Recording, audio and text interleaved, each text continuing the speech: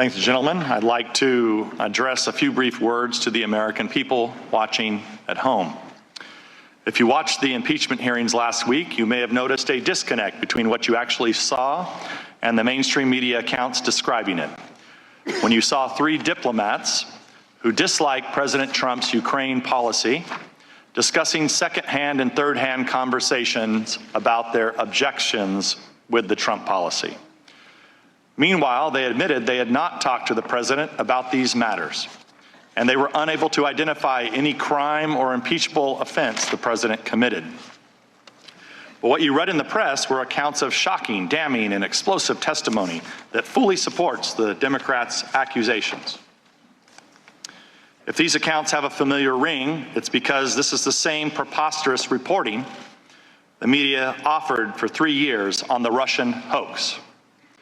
On a nearly daily basis, the top news outlets in America reported breathlessly on the newest bombshell revelations, showing that President Trump and everyone surrounding him were Russian agents. It really wasn't long ago that we were reading these headlines. From CNN, Congress investigating Russian investment fund with ties to Trump officials. This was false. New York Times, Trump campaign aides had repeated contacts with Russian intelligence. Also false. Slate was a Trump server communicating with Russia. This was false. New York Magazine, will Trump be meeting with his counterpart or his handler? This was false. The Guardian, Manafort held secret talks with Assange and Ecuadorian embassy. Also false. BuzzFeed, President Trump directed his attorney to lie to Congress about the Moscow Tower project. All of these were false. There was no objectivity or fairness in the media's Russia stories, just as a fevered rush to tarnish and remove a president who refuses to pretend that the media are something different from what they really are, puppets of the Democratic Party. With their biased misreporting on the Russia hoax, the media lost confidence of millions of Americans, and because they refuse to acknowledge how badly they botched the story, they've learned no lessons and simply expect Americans will believe them as they try to stoke yet another partisan frenzy. In previous hearings, I've outlined 3 questions the Democrats and the media don't want asked or answered. Instead of shedding light on these crucial questions, the media are trying to smother and dismiss them.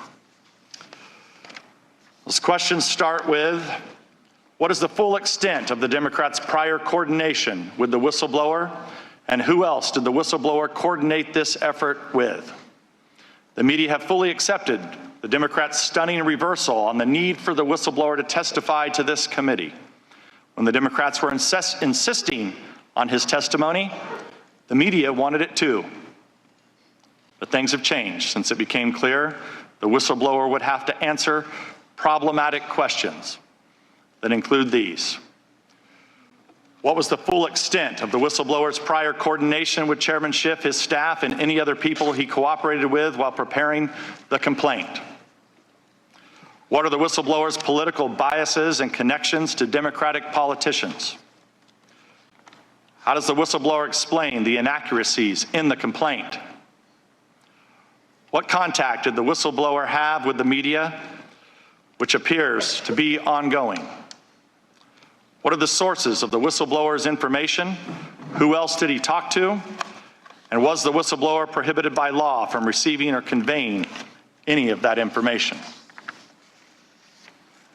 The media have joined the Democrats in dismissing the importance of cross-examining this crucial witness. Now that the whistleblower has successfully kick-started impeachment, he has disappeared from the story, as if the Democrats put the whistleblower in their own witness protection program. My second question, what was the full extent of Ukraine's election meddling against the Trump campaign? In these depositions and hearings, Republicans have cited numerous indications of Ukraine meddling in the 2016 elections to oppose the Trump campaign. Many of these instances were reported, including the posting of many primary source documents by veteran investigative journalist John Solomon. Since the Democrats switched from Russia to Ukraine for their impeachment crusade, Solomon's reporting on Burisma, Hunter Biden, and Ukraine election meddling has become inconvenient for the Democratic narrative, and so the media is furiously smearing and libeling Solomon. In fact, the publication The Hill told its staff yesterday it would conduct a review of Solomon's Ukraine reporting. Coincidentally, the decision comes just 3 days after a Democrat on this committee told a Hill writer that she would stop speaking to The Hill because it had run Solomon's stories. And she urged the writer to relay her concerns to Hill's management. So now that Solomon's reporting is a problem for the Democrats, it's a problem for the media as well. I'd like to submit for the record John Solomon's October 31st story entitled "Debunking Some of Ukraine's Scandal Myths About Biden and Election Interference." I encourage viewers today to read this story and draw your own conclusions about the evidence Solomon has gathered. Ask unanimous consent that we put this into the record, Mr. Chair. Without objection. The concerted campaign by the media to discredit and disown some of their own colleagues is shocking. And we see it again in the sudden denunciations of New York Times reporter Ken Vogel as a conspiracy theorist after he covered similar issues, including a 2017 Politico piece entitled "Ukrainian Efforts to Sabotage Trump Backfire." My third question: why did Burisma hire Hunter Biden? What did he do for them? And did his position affect any U.S. government actions under the Obama administration? We have now heard testimony from the Democrats' own witnesses that diplomats were concerned about a conflict of interest involving Hunter Biden. That's because he had secured a well-paid position despite having no qualifications on the board of a corrupt Ukrainian company, while his father was vice president charged with overseeing Ukrainian issues. After trying out several different accusations against President Trump, the Democrats have recently settled on bribery.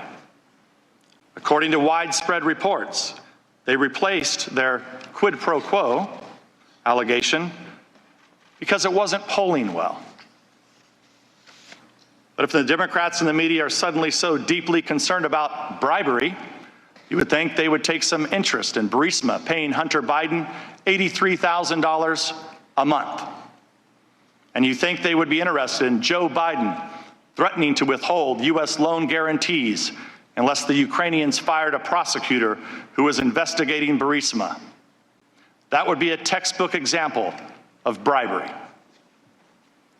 The media, of course, are free to act as Democrat puppets, and they're free to lurch from the Russia hoax to the Ukraine hoax at the direction of their puppet masters. But they cannot reasonably expect to do so without alienating half the country who voted for the president they're trying to expel. Americans have learned to recognize fake news when they see it, and if the mainstream press won't give it to them straight, they'll go elsewhere to find it, which is exactly what the American people are doing.